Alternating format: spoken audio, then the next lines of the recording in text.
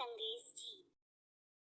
बहुत अरसा पहले जब तिलिस्मी इंसानों का सबसे गहरा दोस्त हुआ करता था, तब वहाँ एक एल्फ रहता था जिसका नाम था चूरो। चूरो के बारे में एक बात थी कि वो हमेशा ऐसे इंसानों की मदद करता जो दिल से बहादुर होते और उनमें हैरत अंगेज चीजें तामीर करने का जज्बा होता। चूरो शहर दर शहर घूमता अजीम इंसानों की तलाश में, और वो इसी तरह अजीम किस्से भी गढ़ता। ऐसे ही एक शहर में एक बहुत ही खूबसूरत नौजवान रहता था जिसका नाम था एंटोनियो।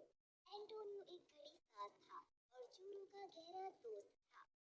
वो फिराक दिल, दानिशमंद और मेहनतकश इंसान था। एक दिन राजा का पैगाम एक पैगाम लेकर आया। सुनो सुनो सुनो, शहजादी ने निकाह करने का फैसला किया है। जो कोई भी सबसे हैरत अंगेज चीज कर सकेगा उसे बादशाह की बेटी का हाथ और उसकी आधी सल्तनत मिलेगी। हर कोई जो अपने हुनर की नुमाइश करना चाहे उसे महल में आने का न्योता है। जरूर आइए। ओह, ये तो बहुत ही कमाल का है। हाँ, ऐसा तो मैंने सुना नहीं कभी, है ना? सही बात है। हाँ, सही कहा तुमने। ये उम्दा है। तुम क्या करने वाले हो शहजादी का दिल जीतने के लिए? मैं क्या कर सकता हूँ? तो तुम्हारे ख्याल से तुम कोई हैरत अंगेज चीज नहीं कर सकते? तुम्हारा दिमाग खराब हो गया है? सिर्फ एक ही हैरत अंगेज चीज मैं कर सकता हूँ कि मैं तुम्हें उनके पास लेकर जाऊँ।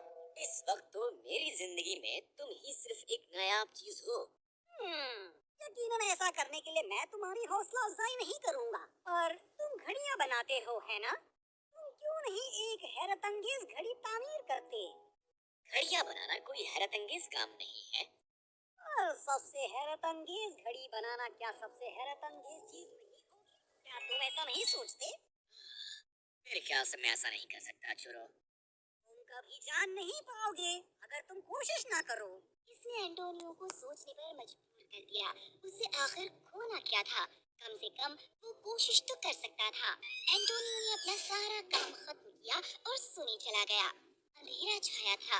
एंटोनियो अपने औजारों के बक्से को घूरता रहा। क्या वो सचमुच कुछ हैरत अंगेज तामीर करने के काबिल था? खैर, वो कभी ये कैसे जान पाएगा अगर उसने कोशिश ही न की हो? उसने कागज निकाला और अपनी तस्वीर में की एक घड़ी का कच्चा खांचा खींचा, और फिर ये शुरू हुआ। शायद शायद चुरो सही कह रहा हो। उसका दिमाग अचानक उन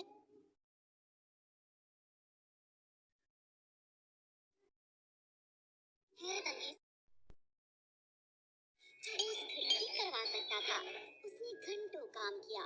उसका हौसला इतना बुलंद था कि उसने पूरी रात न ही कुछ खाया और न ही वो सोया। अगले दिन जैसा कि तयशुदा था, पूरे शहर का मजमा महल में इकट्ठा हुआ अपने हुनर दिखाने के लिए। वहाँ तलवारबाज थे जो, खैर, वो किसी और की बजाय खुद से ही ज्यादा लड़े। क्या ये हैरत अंगेज नहीं कि मैं कैसे खुद को चोट पहुंचा सकता हूँ? यकीनन। अगला। ओह, मैं महीनों तक सोया रह सकता हूँ। ओह, ये तो अभी भी सो रहा है। क्या हमें महीनों इंतजार करना पड़ेगा उसके जागने के लिए? ऐसे यहाँ से ले जाओ और बाहर फेंक दो। ऐसा करना तो आसान है। वहाँ ऐसे बाजीगर थे जो सेबों और नाशपातियों को उछालते उछालते उगता गए। वो बच्चा बहुत नाराज हुआ और कहा कि इनको बाहर फेंक दो। और फिर वो मेज कुर्सियों को उछालने लगे। एक मुकाम पर तो वो खुद से इतने बेजार हो गए कि वो दरबारियों को उछालने लगे। मैं ये नहीं कह सकता कि ये सबसे हैरत अंगेज चीज है या नहीं, और मुझे उल्टी आ जाएगी अगर ये बंद ना हुआ। लेकिन बादशाह सलामत, इसके बाद हम आपको उछालने वाले थे। ओह, ये तो बहुत खौफनाक है। अगला। एंटोनियो दाखिल हुआ। उसने शहजादी और बादशाह को सजदा किया। मैं एक घड़ी साज हूँ बादशाह सलामत। और मैं आपको अपना काम दिखाना चाहूंगा। वो तमाम मुकाबिल जो महल में जमा थे, उन्हें ये यकीन हो गया कि एंटोनियो हार जाएगा। आखिर वो एक अदना सा घड़ी साज ही था। एंटोनियो ने उस ढांचे से कपड़ा हटाया और बेनकाब किया एक अजीब व गरीब घड़ी को। ये ऐसी बदसूरत घड़ी है जो मैंने पहले कभी नहीं देखी है। गुस्ताखी माफ हो हुजूर आला, लेकिन हुनर और दानिशमंदी ऐसे मुकाम हासिल कर सकती हैं जो खूबसूरती कभी भी नहीं कर सकती। तुम्हारे कहने का मतलब है कि ये घड़ी दानिशमंद है। चलो देखें कि ये क्या कर सकती है। एंटोनियो ने बस यही किया कि उसने घड़ी को बीचों बीच छुआ और वो चलने लगी। जब सब लोग इसे हैरत से देख रहे थे तो घड़ी ने 1 बजाया और उससे निकला एक आदमी जो लकड़ी का बना था। खुशहाल जिंदगी के लिए पहला उसूल ये है कि एतमाद रखो। इस पर एतमाद रखो कि तुम कौन हो और तुम्हारी जिंदगी मुकम्मल हो जाएगी। खैर, अगर मुझसे पूछो तो सिर्फ यही एक उसूल होना चाहिए। देखने वाले हैरत ज़दा हो गए। लकड़ी का आदमी वापस चला गया। घड़ी ने 2 बजाए और उसमें से निकली 2 बैलरीना। ओह, उन्होंने कितना उम्दा रक्स किया और उनका क्या शानदार अंदाज था। ये सचमुच तिलिस्मी नजारा था। घड़ी ने 3 बजाए और बाहर आए चांद और सूरज। बेशक असली वाले नहीं।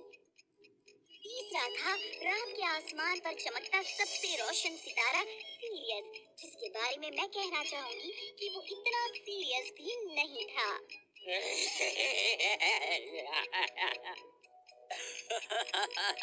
चौथा चौथा घड़ी से 4 बजाओ। और उसने बजाए। अपने महल वालों के लिए एक सचमुच ऐसी पहेली थी जो उन्हें सुलझानी थी। एक गाड़ी ने बाहर फेंके ट्यूलिप, एक टिड्डा और एक खाली घोंसला और एक ताजे फलों की टोकरी। रुको, ट्यूलिप टिड्डे को खाता और टिड्डे की रूह उस खाली घोंसले में रहती और ताजे फल खाती। मैंने पहली सुलझा दी। एक फूल एक बेकसूर कीड़े को खाता है और उसकी रूह फल खाती है। ये तो बहुत खौफनाक है। मैं चाहती हूँ ये क्या है? ये है 4 मौसम। ट्यूलिप बाहर के मौसम में उगता है। हम सबको इसका इल्म है कि टिड्डे गर्मियों में बाहर आते हैं और खाली घोंसला सर्दी का मौसम है क्योंकि परिंदे पहले ही उड़ गए हैं। और ताजे फलों की टोकरी है पतझड़ क्योंकि वो हमारे फसलों के त्योहार की अहमियत बताता है। शाबाश। क्योंकि पहेली सुलझ गई थी और वो चीजें घड़ी में वापस चली गई। घड़ी आगे बढ़ी और उसने 5 बजाए। एक और पहेली बाहर निकली। एक ऐनक, एक घंटा, ताजी जड़ी बूटियों का एक कटोरा, एक गर्मा गर्म खाने की तश्तरी और एक छोटा सा पिल्ला। ये जरूर 5 उज्वे तनासुल यानी हमारी एहसास हिस्स हैं। ऐनक देखने के लिए, घंटा सुनने के लिए, ताजी जड़ी बूटियों की खुशबू, गर्मा गर्म लजीज खाना खाने के लिए और छूना, क्या मैं इस प्यारे से पिल्ले को छू सकती हूँ? पर जैसे ही पहेली सुलझ गई, ये चीजें फौरन वापस चली गईं, क्योंकि घड़ी भी अपनी किसी भी एहसास हिस्से महरूम नहीं रहना चाहती। अब आधा वक्त हो गया। घड़ी ने 6 बजाए और बाहर आया एक पासा जिसे दुरुस्त करने की जरूरत थी। वो टूटा हुआ है। कोई भी पासा हर वक्त 6 नहीं फेंक सकता। ये टूटा नहीं है हुजूर, ये घड़ी का वक्त है। मुझे ये पता है। और जब 7 की बारी आई तो 7 छोटे छोटे बच्चे नुमाया हुए। वो एक घेरे में घूमते रहे और लगता था कि वो एक छोटे से मुखड़े के लूप में फंस कर रह गए हैं। मैं कितनी उदास हूँ। और मैं तुम्हारे बाद आता हूँ। हमें बहुत सारा काम करना है। हम हफ्ते के बीचों बीच पहुँच गए हैं। केरवा मेरे पास रखो और मैं चिल्लाऊंगी। आखिरी दिन, आखिरी दिन। मैं देखूंगा, मैं सुनूंगी, मैं करूंगी। हफ्ते का खाली दिन है, छुट्टियां खत्म होने वाली है। मैं बस सोना चाहता हूँ। क्या शुक्रिया तुम सबका, मैं पूरे हफ्ते थका रहा। मैं कितनी उदास हूँ। क्या मैं तुम्हारे पास नहीं आता? ये 17 के 7 दिन होते हैं। दिन सुकून से वापस वापस चले गए। सबसे हैरत अंगेज बात तब हुई जब घड़ी ने 8 बजाई। 8 प्लैनेट बाहर आए। वो ये दिखाने के लिए घूमते रहे कि हमारा सोलर सिस्टम कितना खूबसूरत है। महल बहुत ही मुतासिर हुआ। जब प्लैनेट वापस चले गए, अब वक्त था 9 घुंघरुओं के बाहर आने का और एक रक्स पेश करने का।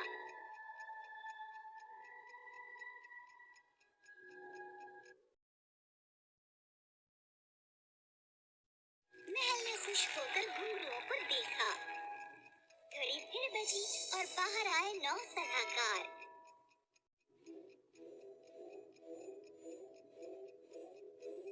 वो इतने दानिशमंद थे कि बादशाह की दरबारियों को अपनी मुजालमत की फिक्र होने लगी।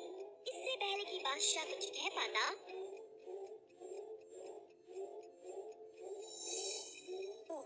शुक्र है खुदा का, शुक्र है खुदा का। अचानक 2 बच्चे बाहर आए। चलो एक खेल खेलें।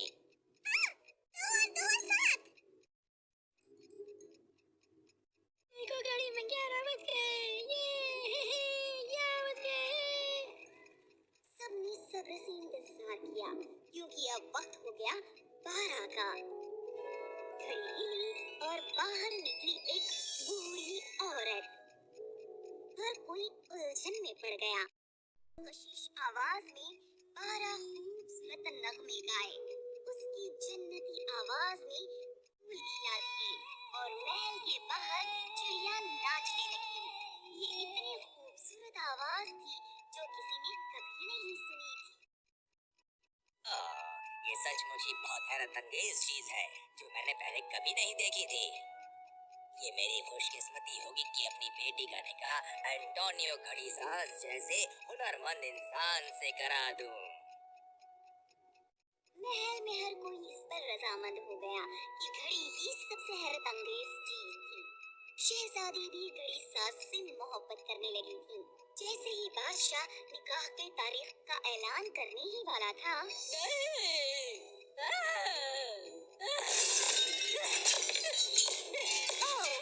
घड़ी इतनी खूबसूरत लग रही थी तब भी जब उसे तबाह किया जा रहा था। उसको देखना बहुत ही हैरत अंगेज था। भीड़ बस वहाँ खड़ी रही और उस पर से अपनी नजरें नहीं हटा सकी। मैंने सबसे हैरत अंगेज चीज को नस्तनाबूद कर दी। क्या ये हैरत अंगेज नहीं है? ये यकीनन है। तो आपके उसूल के मुताबिक मुझे तुम्हारी शहजादी से निकाह करने का हक मिलेगा और मुझे तुम्हारी आधी सल्तनत भी मिलेगी। क्या ये सही नहीं है? ये सही है।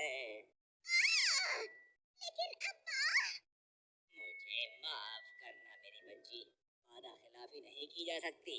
पूरी सल्तनत इस पर रजामंद है कि इस नायाब फन की ये सबसे खूबसूरत तख्लीक को नेस्तनाबूद करना सबसे हैरत अंगेज काम था। तुम रजामंद नहीं हो? हाँ, पर इस तरह से नहीं।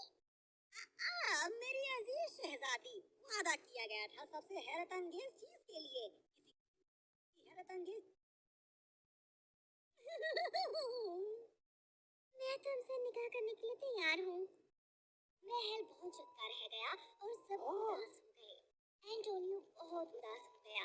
वो वापस अपनी टूटी हुई घड़ी अपने अंधेरे घर में उठाकर ले गया। वो बिस्तर पर बैठा, इतना उदास कि वो हिलने के भी काबिल नहीं था। ओह, ये खौफनाक है। ये है मेरी हकीकत। मैं कितना अहमक था कि शहजादी से निकाह करने का ख्वाब देखता रहा। कोई बात नहीं चोरो, कुछ भी नहीं बदला है। मैंने अपनी पूरी कोशिश की। मुझे सो जाना चाहिए। पर चोरों आसानी से अपने दोस्त के लिए हार नहीं मानने वाला था। अगले दिन शहजादी का निकाह उस इंसान से होने वाला था जो कहलाया जाने लगा हैरत अंगेज तबाही मचाने वाला। तैयारियां हो गईं, पर कोई भी खुश नहीं था, न शहजादी और न बादशाह। हैरत अंगेज तबाही करने वाला महल में दाखिल हुआ और गुरूर से शहजादी के पास खड़ा हो गया। जब सब वहाँ खड़े थे, उदासी से ये सब देखते हुए महल का दरवाजा एक जोरदार आवाज के साथ खुला। बादशाह सलामत। वो आ रहे हैं। कौन आ रहा है?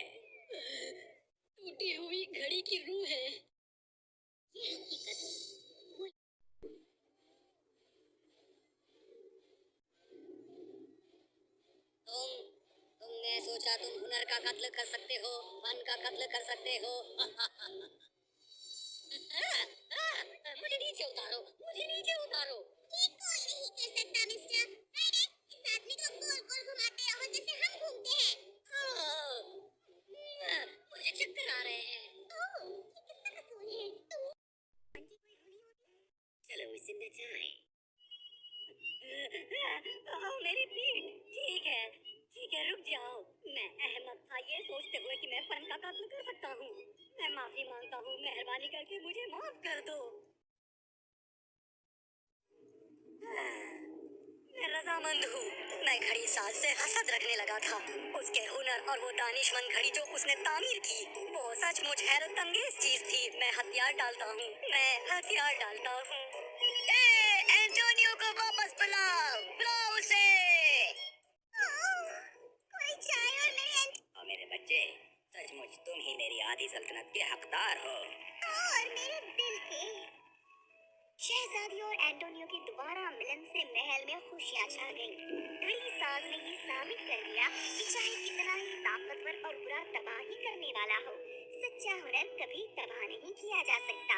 और जहाँ तक हैरत अंगेज तबाही करने वाले का सवाल है, खैर वो एक हैरत अंगेज नौकरी कर रहा है, टूटी हुई चीजों की मरम्मत करता हुआ। जैसा कि कहा जाता है कि अंजाम सही तो सब सही। ओह, क्या हुआ था? क्या मैंने आधी सल्तनत और शहजादी का दिल जीत लिया? नहीं, तुमने नहीं जीता। ये कहानी का आखिर है। ओह नहीं,